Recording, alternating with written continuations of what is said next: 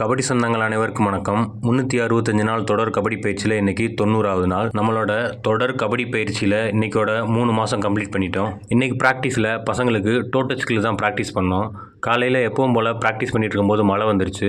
அதனால் ப்ராக்டிஸை அப்படியே நிப்பாட்டிட்டு மறுபடியும் மழை நின்ன பிறகு ஸ்டார்ட் பண்ணோம். இன்றைக்கி பயிற்சியில் காலையில் பசங்களுக்கு 10 நிமிடம் மூச்சு பயிற்சியும், அதை முடிச்சுட்டு 5 ரவுண்ட் ரன்னிங்கும், அதை முடிச்சுட்டு இன்றைக்கி ஜம்பிங் ஒர்க் அவுட் பண்ணோம்.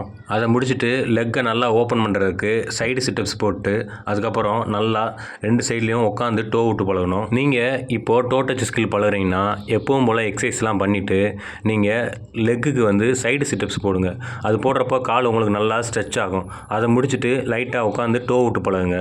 அப்புறம் ஆர்ச் மாதிரி டோ விட்டு பழகுங்க. அப்புறம் டபுள் டோ விட்டு பழகுங்க. இப்போ நீங்கள் ஒரு கட்டாந்தரை இல்லைனா ரொம்ப ஹார்டான பிளேஸில் நீங்கள் டோ டச் ஸ்கில் பழகுறீங்கன்னா காலில் ஷூ போட்டுங்க. இல்லைனா கட்டவரில் இல்லைனா இல்லையா துணி சுற்றிட்டு நீங்கள் டோ டச் பண்ணுங்கள். நான் எப்பவும் சொல்கிறது தான், ஒரு ஸ்கில்லை பழகுனீங்கன்னா முதல்ல ஸ்லோவாகவும் அப்புறம் போக போக ஸ்பீடப் பண்ணுங்கள். எந்த ஒரு ஸ்கில்லையும் நம்ம கரெக்டாக பண்ணணும். அதனால் நம்ம முதல்ல பண்ணுறப்போ ஸ்லோவாகவும் அப்புறம் போக போக ஸ்பீடப் பண்ணுங்கள். டோ டச் 7 விதத்துக்கு நம்ம பண்ணலாம். 7 விதத்துக்கு நம்ம டோ அடிக்கலாம். இப்போ நீங்கள் வந்தவுடனே கார்னருக்கு டோ அடிக்கலாம், இன்னுக்கு டோ அடிக்கலாம். அதே மாதிரி ஆர்ச் நல்லா இறக்கி இருந்தால் அவங்களும் டோ அடிக்கலாம்.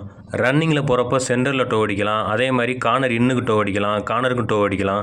நம்ம ரைடு பாடிக்கிட்டு இருக்கப்போ ஃபாலோ பேக் வந்தாங்கன்னா அவங்களுக்கு ரிவர்ஸ் டோ அடிக்கலாம். இப்போ நம்ம டோ அடிக்கிறப்போ முட்டியை மடக்கூடாது. அதே மாதிரி நல்லா உட்காந்து டோ அடிங்க. டோ அடிக்கிறப்போ எவ்வளோ ஸ்பீடாக டோ அடிக்கிறோமோ அதை விட ஸ்பீடாக ரிலீஸ் மூவ்மெண்ட் பண்ணுங்கள். நம்ம எந்த ஸ்கில் பண்ணாலும் அதை திரும்ப திரும்ப பண்ணால் மட்டும்தான் அதில் நம்ம பெஸ்ட்டாக முடியும். அதனால் திரும்ப திரும்ப பண்ணுங்கள்.